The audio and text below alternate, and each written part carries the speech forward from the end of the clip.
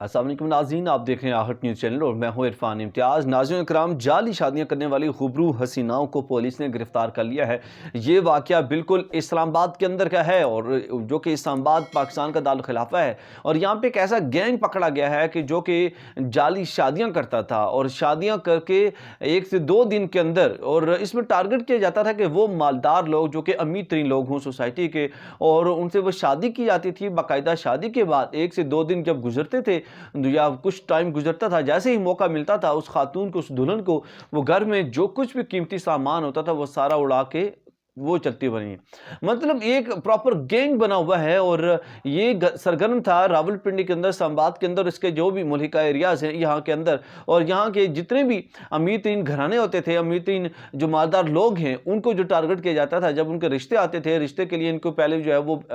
ایک آفر دی جاتی تھی۔ جب رشتہ ہو جاتا تھا اس کے بعد باقاعدہ اس میں جو ہے وہ دلہن شامل ہے، دلہن کا باپ بھی انوالو ہے، دلہن کی خالہ انوالو ہے، دلہن کی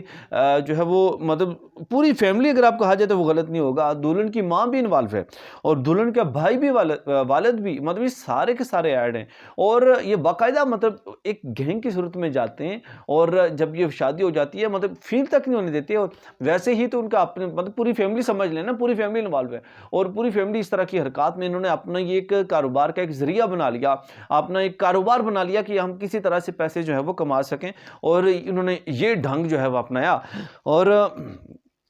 کہا یہ جاتا ہے کہ اس میں جو خبر اب تک منظر عام پر آئی ہے کہ 50 سے زائد جعلی شادیاں یہ جو گینگ ہے یہ کروا چکا ہے، وہ کر چکا ہے، اور 50 سے زائد لوگوں کو یہ لوٹ چکے ہیں۔ سی آئی اے ایک ڈپارٹمنٹ ہے جس کے D S P Sulaiman Shah, A S I Mohsin اور کنسٹیبل بلال، اور ان سب نے بما ٹیم ان لوگوں کو گرفتار کیا ہے، اور ان کو جو ہے وہ منزل مقصود تک پہنچایا ہے، اور ان کے جوڈیشل ریمانڈ پر جیل بھی جو ہے وہ روانہ کر دیا گیا ہے۔ آپ کی اس حوالے سے کیا رائے ہے کہ آپ کے ساتھ بھی اس طرح کی کوئی واقعات رونما ہوئے ہیں، یا آپ کے ارد گرد بھی کوئی اس طرح کے واقعات رونما ہوئے ہیں، اور اس طرح کے جو لوگ ہیں، اس طرح کے جو گینگز ہیں، اور جو کہ لوگوں کی زندگی کے ساتھ کھلواڑ کرتے ہیں، ان کے حوالے سے آپ کی کیا رائے ہے؟ کمنٹ سیکشن میں رائے کا اظہار کرنا نہ بھولیے گا۔ ایک نئے ولاگ کے ساتھ پھر حاضر ہوں گا، اجازت دیجیے، اللہ نے کے پاس۔